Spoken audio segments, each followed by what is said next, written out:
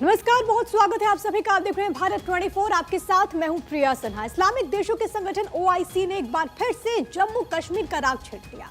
Organisation of Islamic cooperation के महासचिव हिसैन इब्राहिम ताहा ने कश्मीर पर विवादित बयान एक बार फिर दे दिया। उन्होंने कहा कि 27 अक्टूबर 2023 को जम्मू कश्मीर पर भारत के कब्जे के 76 साल पूरे हो गए। जम्मू कश्मीर के विवाद को हल करने के लिए ओआईसी ने अंतर्राष्ट्रीय समुदाय से आगे आने की अपील की। ओआईसी ने कहा कि वो कश्मीर के लोगों के आत्मनिर्णय के अधिकार को लेकर उनके साथ हैं। भारत को कश्मीर के लोगों के मौलिक मानव अधिकारों का सम्मान करना चाहिए। ओआईसी के रुख पर भारत ने भी अपनी कड़ी प्रतिक्रिया दी। मोदी सरकार ने साफ कह दिया कि कश्मीर हमारे देश का अभिन्न अंग है, जिसे कोई भारत से अलग नहीं करता। भारत के आंतरिक मामलों पर हस्तक्षेप किसी भी कीमत पर बर्दाश्त नहीं किया जाएगा। ये भारत ने अपने रुख को स्पष्ट कर दिया, लेकिन एक बार फिर से ओआईसी इस तरीके से डबल स्टैंडर्ड को दिखा रहा है। एक बार फिर से कश्मीर का राग अलापा है। हालांकि कोई पहली मर्तबा नहीं है, इससे पहले भी ओआईसी की तरफ से ऐसे स्टेटमेंट्स जारी किए गए हैं। लेकिन सवाल यह है कि इसे कितना रिलेवेंट माना जाए, क्योंकि एक तरफ ओआईसी महिलाओं पर हो रहे अत्याचार पर, उइगर मुसलमानों के साथ जो जुल्म हो रहा है चीन में, उस पर चुप रहता है। दूसरी तरफ भारत को सिखा रहा है कि आखिरकार भारत को क्या करना चाहिए। ओआईसी को आप इस तरीके से समझिए, क्योंकि ये ऑर्गेनाइजेशन ऑफ इस्लामिक कोऑपरेशन है। 56 ऐसे मुस्लिम देश हैं जो कि इसके हिस्से में हैं, और आज यहां पर इस बात को लेकर के चर्चा हुई है। इस विवादित बयान पर यूपी के मुख्यमंत्री योगी आदित्यनाथ ने तीखा पलटवार किया। क्या उन्होंने कहा, ये आपको एक बार सुनवाते हैं। आज कश्मीर से धारा 370 समाप्त हुई। कश्मीर में शांति और पर्यटन के एक नए दौर में कश्मीर विकास की एक नई ऊंचाइयों को छूता हुआ दिखाई देता है। अब कश्मीर इशू नहीं, कश्मीर में अब इस बात की चर्चा होती है कि पाक अधिकृत कश्मीर के लोग इस बात को कहते हैं, साहब हमें भी भारत का हिस्सा बनाइए। ये एक नई सोच है। ये बात वहां से हो रही है कि साहब हमें पाकिस्तान से मुक्ति चाहिए, क्योंकि इस जलालत को झेलने से अच्छा है कि हम भारत का हिस्सा बने और विकास में भागीदार बने। तो ओआईसी ने जो कहा आज उस पर होगी चर्चा, लेकिन उससे पहले आपको ये चलते हैं छत्तीसगढ़, जहां पर कांग्रेस नेता राहुल गांधी इस वक्त प्रचार प्रसार कर रहे हैं। क्या वो कह रहे हैं, आपको सुनवाते हैं। अदानी जी के हाथ में जम्मू कश्मीर जाइए, वहां पे सेब का बिजनेस अदानी जी के हाथ में। तो जो भी वो करते हैं अदानी जी के लिए, देश के सबसे बड़े 2-3 उद्योगपतियों के लिए करते हैं। और जो भी हम करते हैं, हम किसानों के लिए करते हैं, मजदूरों के लिए करते हैं, आदिवासियों के लिए करते हैं, दलितों के लिए करते हैं, पिछड़ों के लिए करते हैं। सीधी सी बात, मनरेगा देख लीजिए। हम मनरेगा लाए, लोकसभा में प्रधानमंत्री ने देश के सब मजदूरों का अपमान किया, कहा कि मनरेगा बिल्कुल बेकार प्रोग्राम है।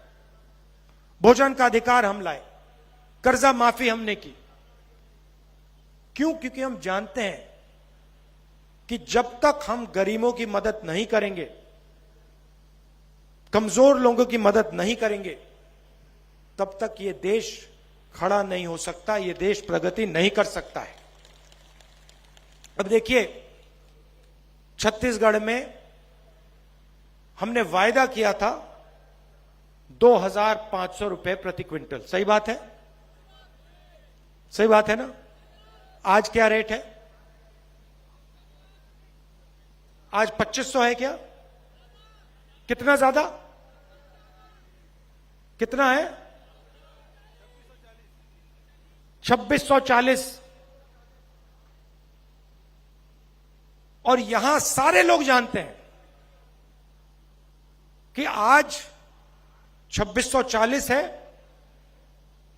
कांग्रेस पार्टी ने वायदा किया था 2500 का, और आने वाले समय में जाके वो 3000 तक पहुंचेगा। सब जानते हैं, पूरा प्रदेश जानता है। अब इसका क्या फायदा है? सबसे पहले किसानों की मदद होती है, मजदूरों की मदद होती है। अब जब किसान के जेब में पैसा आता है, वो उस पैसे का इस्तेमाल गांव में करता है। छत्तीसगढ़ से कांग्रेस के सांसद राहुल गांधी को अभी आप सुन रहे थे, केंद्र पर जोरदार हमला बोलते हुए यहां पर नजर आए, प्रत्याशी के पक्ष में माहौल बनाते हुए। लेकिन एक बार फिर से उसी सवाल पर कि आखिरकार ओआईसी किस तरीके से दोहरा रुख अख्तियार कर रहा है। लेकिन उससे पहले आपको मध्य प्रदेश के जबलपुर लिए चलते हैं। केंद्रीय गृह मंत्री अमित शाह को आप इन तस्वीरों में देख सकते हैं। राजा शंकर शाह कुंवर रघुनाथ को इस वक्त पुष्प अर्पित करते हुए, श्रद्धांजलि अर्पित करते हुए, साथ ही साथ आपको केंद्रीय मंत्री प्रहलाद पटेल उनके ठीक बगल में नजर आएंगे। दूसरी तरफ आपको यहाँ पर राकेश सिंह जो कि जबलपुर से प्रत्याशी हैं वो आपको नजर आएंगे। इसके अलावा मध्य प्रदेश बीजेपी अध्यक्ष और खजुराहो से सांसद वीडी शर्मा को भी आप इन तस्वीरों में देख सकते हैं, क्योंकि केंद्रीय गृह मंत्री अमित शाह का 3 दिवसीय मध्य प्रदेश का दौरा, और जब इस दौरे की शुरुआत होती है तो सबसे पहले यहाँ पर वो राजा शंकर शाह कुंवर रघुनाथ को पुष्प अर्पित करते हुए नजर आते हैं, क्योंकि ये जो पूरा मध्य प्रदेश का दंगल है, 230 विधानसभा की जो सीटें हैं वो अपने आप में बहुत ज़्यादा महत्वपूर्ण है। आपको ये तस्वीरें हम लाइव दिखा रहे हैं और नीचे की तरफ आपको यहाँ पर भूपेंद्र यादव नजर आएंगे और अश्विनी वैष्णव भी आपको यहाँ पर केंद्रीय मंत्री नजर आएंगे।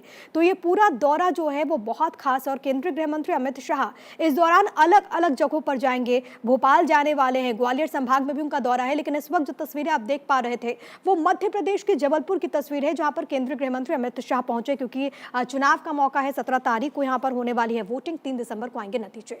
आगे बढ़ते हैं, एक बार फिर से ओआईसी को लेकर के हम बात कर लेते हैं। जब जम्मू कश्मीर की याद आई है ओआईसी को, अब सवाल कई सारे हैं, इन्हीं सवालों का जवाब लेंगे। 3 खास मेहमान इस वक्त मेरे साथ मौजूद हैं, तारुफ करवा दूं। इस वक्त मेरे साथ मौजूद हैं नदीम ज़ईम, वरिष्ठ पत्रकार है, पाकिस्तान से हमारे साथ जुड़े हुए हैं। नदीम जी, आपका मैं स्वागत करती हूँ भारत 24 पर। विनोद शुक्ला फॉरेन एक्सपर्ट हैं, वो मेरे साथ जुड़े हुए हैं, सर आपका भी स्वागत। मौसमी सचदेवा फॉरेन एक्सपर्ट है, वो भी हमारे साथ जुड़ी हुई है, मौसमी आपका भी स्वागत। लेकिन सबसे पहले चर्चा की शुरुआत विनोद सर मैं आप ही के साथ करना चाहूंगी। वो ओआईसी जिसका उद्देश्य ही है कि भारत के खिलाफ वो कैसे जहर उगले, अलग अलग मौके पर इस तरीके से वो टिप्पणी कर चुका, और अब एक बार फिर से जम्मू कश्मीर को लेकर के उसका ये स्टेटमेंट, आप कैसे देख रहे हैं सर? देखिए प्रिया, ओआईसी का कश्मीर से क्या लेना देना है? ऑयल इंपोर्टिंग कंपनीज का जो समूह है उसका कश्मीर से क्या लेना देना है? उनका कोई लोकस स्टैंडर्ड नहीं है और वो कश्मीर की बात कर रहे हैं, तो ये बात समझ में नहीं आ रही है। लेकिन अगर आप इसको इस पूरी योजना को समझने की कोशिश कीजिए तो इस पूरी योजना के पीछे ये पूरी एक योजनाबद्ध तरीके से किया गया है, मामले को उठाया गया है। जैसे अभी जो भारतीय मतलब जो नेवी के ऑफिशियल्स को पनिशमेंट, वहाँ डेथ सेंटेंस दिया गया है वो, और उसके बाद अब एक नई रणनीति के तहत ओआईसी के लोग कश्मीर का राग लापने लगे हैं। ये सारा एक दबाव बनाने की कोशिश भारत पे की जा रही है कि भारत अगर हमास के खिलाफ नहीं बोल रहा है तो कम से कम वो इजराइल के समर्थन में भी ना खड़ा हो। तो ये बाकायदा एक डिजाइन के तहत किया जा रहा है। और ऑयल इंपोर्टिंग कंपनी इस्लाम की वकालत करने के लिए खड़े हो गए हैं। आपका क्या लेना देना है और कश्मीर से क्या लेना देना है ओआईसी का? तो बेसिकली ये जो बड़ा एजेंडा है, जिस एजेंडे के तहत फिलिस्तीन को सपोर्ट किया जा रहा है और हमास को छिपाया जा रहा है, हमास की करतूतों को डिफेंड किया जा रहा है, ये उसी बड़े एजेंडे का हिस्सा है। उसमें ये सारे लोग सर, ये आपने एक बहुत अहम पॉइंट बताया है। मौसमी, मैं आपसे इसका जवाब लेना चाहूंगी। क्या आपको भी ऐसा लगता है कि अपने एजेंडे को सेट करने के लिए ओआईसी इस तरीके से कृत कर रहा है, इस तरीके से स्टेटमेंट जारी कर रहा है?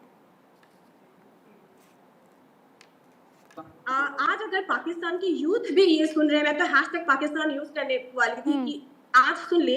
नंबर 1, जो अभी ओआईसी सडनली जेएनके के इशू पे बोल रहे हैं, why are they not speaking for bigger cause? अब आप देखिए, जेएनके हमारा इंटरनल इशू है। अगर आप सुनिए, द हेड ऑफ ओआईसी जो इजिप्ट है, उन्होंने कैटेगोरिकली बोला था जेएनके के जो इशू है एक इंटरनल इशू है। राइट, कहीं ना कहीं मुझे ऐसा लगता है कि ये एक पाकिस्तान का एजेंडा है, इसको इंटरनेशनल एजेंडा बनाने की। फिर मैं आपको एक बात बताती हूँ, जो ओआईसी ने प्रोजेक्ट किया है कि जो ऑक्यूपाइड लैंड है उनके ऊपर गलत काम हो रहा है या एट्रोसिटीज हो रहा है, आप जाके देखिए वहाँ की पॉपुलेशन के ऊपर, वहाँ पे विमेन आर फ्री, उनके एजुकेशन, उनके development, they are free and they have got a liberty, जिस तरीके से वो वहाँ पे जीना चाहे, उन वहाँ पे एक्ट करना चाहे। अभी जब ओआईसी को पैलेस्टाइन के ऊपर बोलना चाहिए था, बिगर कॉज है, वहाँ पे कितने लोग बेघर हो गए, वहाँ पे कितने लोग मर रहे हैं, वहाँ पे चुप है, दे आर नॉट कंसर्न्ड। अभी वहाँ पे कंसर्न कीजिए ना। जेएनके तो अभी डेवलपमेंट, आप सब देख सकते हैं क्या डेवलपमेंट हो रहा है वहां पे, एजुकेशन हो, एम्प्लॉयमेंट अपॉर्चुनिटीज हो। अफगानिस्तान के बारे में आप देखिए, अफगानिस्तान में विमेन जर्नलिस्ट थे, विमेन कितने एजुकेटेड थे, वहां पे विमेन बाहर आके प्रोटेस्ट कर रहे कि हमारे राइट्स वापस दीजिए, बट ओआईसी वहां पे क्यों चुप है? क्यों उनके राइट्स को ले लिया गया, उनको यही cage तो कर दिया मौसमी, गया, यही उनको तो बंधक बना दोहरा रुख है ओआईसी का, डबल स्टैंडर्ड है जो कि हमने लगातार देखते हैं। नदीम साहब, आप जवाब दीजिए, पाकिस्तान का इसको लेकर के क्या स्टैंड है? जी देखें, पाकिस्तान तो कश्मीर के ऊपर बड़ा वाज़ेह स्टांस लेके खड़ा है। मुझे तो हैरत हुई आप लोगों के दो गेस्टों ने जो बिल्कुल लाताल्लुकी का इजहार किया कि कश्मीर का ओआईसी के साथ क्या ताल्लुक है।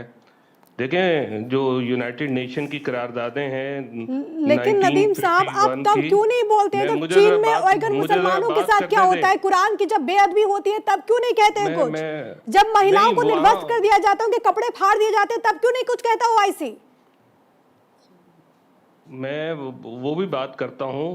पहले ये देख लीजिए, यूनाइटेड नेशन की जो करारदाद है, जो रेजोल्यूशन पास हुई है 1951 में, 1957 में, वो क्या है? वो मुसलमानों की अक्सरियत और उनकी राय के लिए है।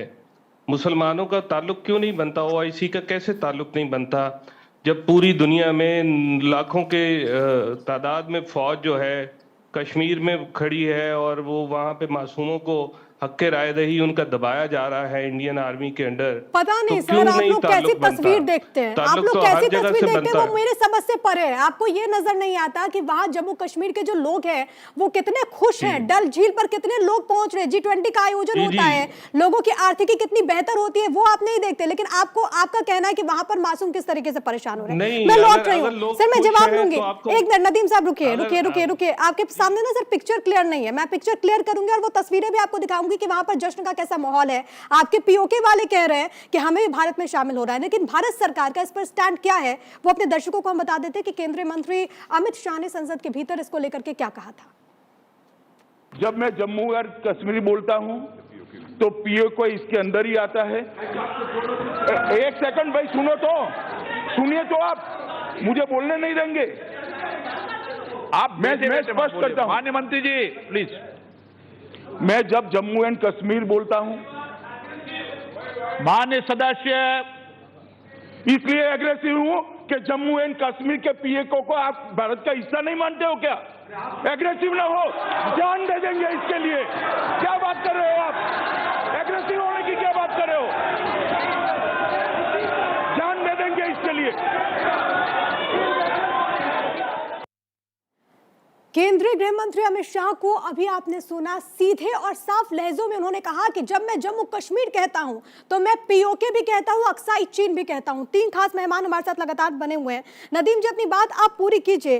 और सर, सवाल मेरा आपसे ये भी है कि अगर आपको लगता है कि ओआईसी के देश आपके हितैषी आपके बारे में सोचते हैं, तो आप ये देख लीजिए कि आपकी इकोनॉमी को सुधारने के लिए किसने कितना काम किया है, कर्ज तक दिया नहीं आपको। देखें, मैं आपको बताता हूं, अगर आप समझते हैं कि कश्मीरी वहां पे खुश हैं और सारा कुछ नॉर्मल चल रहा है, तो आप अपना बजट देखिए। जर्नलिस्टों को चाहिए कि वो बजट देखें कि वहां पे लाखों फौज के ऊपर कितना खर्चा आ रहा है और वहां पे फौज भेजने की जरूरत क्या है जब हर चीज नॉर्मल चल रही है, जब सारा कुछ ठीक है। तो कौन सा इंडिया का ऐसा हिस्सा मौजूद है जहाँ पे इतनी फौज रखी हुई है? आप लोग देखना चाहते इंडिया में कोई या फिर देख नहीं पा रहे हैं? पीओके के लोग जहाँ पे 9 लाख के करीब फौज को भेजा जाए और फौज को आपके पीओके में पता है आपको कैसे बढ़ा ली है? वहां पर खाने के लिए उन्हें 2 जून की रोटी नहीं मिल पा रही है। पीओके में वहां पर लोग परेशान हो रहे और कह रहे हैं कि भारत आना है मुझे। और हमने तो साफ तौर पर कह दिया है कि जम्मू कश्मीर का मतलब पीओके भी है और अक्साई चीन भी है, भारत का अभिन्न अंग है वो। नहीं, जो खर्चा आप भारतीय सरकार वो कर रही है इंडियन आर्मी के ऊपर, वो वहां पे लोगों को देना, वो ताकि अपने खर्चे पूरे करें, लोगों को खाना मिले वहां पे, वो मिले, बजाय कि असला ना भेजें।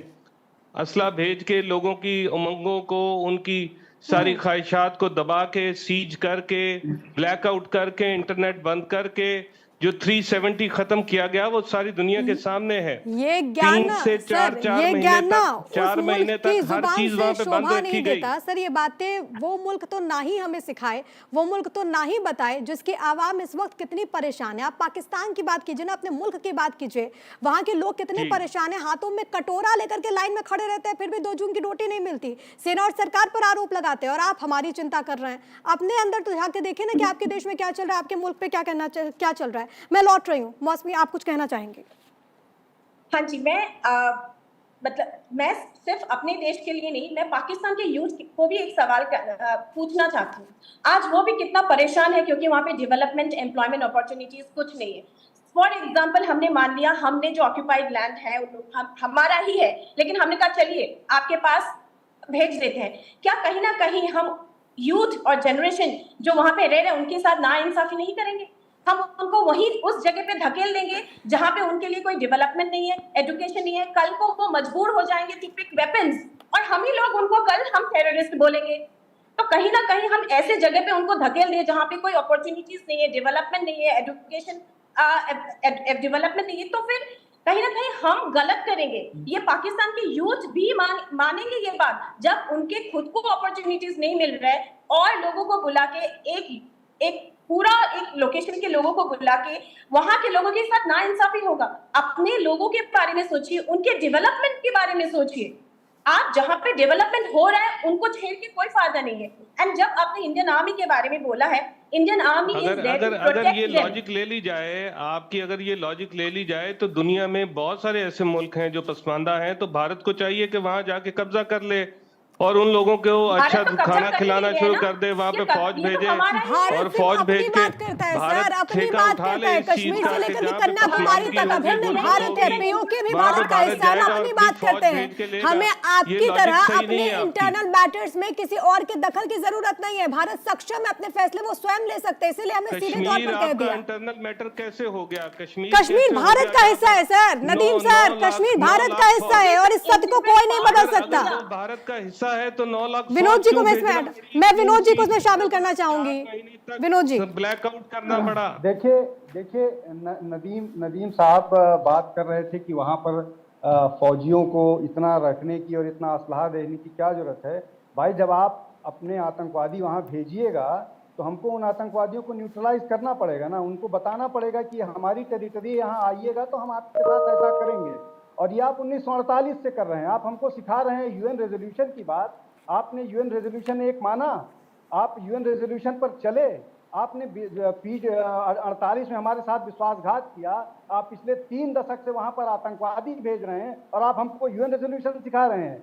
तो आप पहले अपना पहले दुरुस्त कीजिए कि कश्मीर पर आपका क्या ज्ञान है और कश्मीर में रिजॉल्व करने के लिए बचा क्या है। कश्मीर में रिजॉल्व करने के लिए सिर्फ इतना बचा हुआ है कि जो पाकिस्तान के कब्जे में है वो हम कितनी जल्दी उसको ले आएंगे, और वो जल्दी ले आएंगे। उसके लिए आप चिंत रहिए, आपको कुछ करने की जरूरत नहीं पड़ेगी, वो वहां की जनता ही अपने आप यहाँ आ जाएगी। तो वो छोड़िए, वहां रिजॉल्व करने के लिए कुछ नहीं है। आप यूएन जाइए, आप OIC जाइए, आप चंद्रमा पर चले जाइए, मंगल पर चले जाइए, कुछ नहीं होने वाला है। ये आप इस मुगालते से निकल जाइए। भारत पूरी तरह से, ये तो पाकिस्तानियों को और दुनिया को बहुत अच्छी तरह से पता है। ख्याली पलाव मत बनाइए, कुछ नहीं होने वाला है। नहीं होता, अगर कश्मीर हमारा इंटरनल मामला नहीं होता तो 370 आप हटा रहे होते क्या? हमने हटाया, हमको वहां पहले लगा 370 जरूरी था, अब लगा नहीं है जरूरी, हमने हटा दिया। आप जरा ये पढ़ लीजिए कि 370 बना क्यों था, 370 की तारीख क्या है, ये पढ़ लीजिए। टावर से 10 मीटर ऊंचा रेलवे पुल बना रहे हैं, आपको मालूम है? आपके तसव्वुर में भी ये बात आती है? आप गंदुम का इंतजाम कीजिए अपने लोगों के लिए, अपनी सरकार से कहिए कि गंदुम का इंतजाम करे अपने लोगों के लिए। और अगर नहीं होता है, जब आपकी वैसी स्थिति आ जाएगी तो भारत, बावजूद इसके कि भारत इस्लामिक देश नहीं है, जब आप भूखों मरने लगिएगा तो भारत पहुंचाएगा, जैसे फिलिस्तीन में पहुंचाया है। लेकिन नदीम साहब, ये बात तो बताइए कि पाकिस्तान तो आपसे संभल नहीं रहा, फिर भी आप गुरेज नहीं करते कश्मीर का राग अलापने में। आतंक की बात करते हैं, मैं जरा आतंक पे जवाब दे दूं। कोई एक ऐसा वाकया बताइए जिसपे कुलभूषण यादव पाकिस्तान आके वो क्या करने आया था? वो कोई गंदम लेके आया था ट्रकों में भर के? और कसाब क्यों वो आया कोई- था वो भी तो वो आपको कोई- पता रहना चाहिए ना नदीम साहब, अपने गिरेबान में आप देखिए ना। बताइए, कोई एक ठीक है, नाम मेरे पास बताइए वक्त की कमी, जो आप तीनों का बहुत धन्यवाद ब्रिगेडियर- हमारे साथ जुड़ने के लिए, लेकिन इस ब्रिगेडियर सच लेवल को कोई नहीं बदल सकता है कि कश्मीर भारत का अभिन्न अंग है। और जब, जैसे कि केंद्रीय गृह मंत्री अमित शाह ने कहा कि जब कश्मीर की बात होती है तो पीओके की भी बात होगी और अक्साई चीन की भी बात होगी।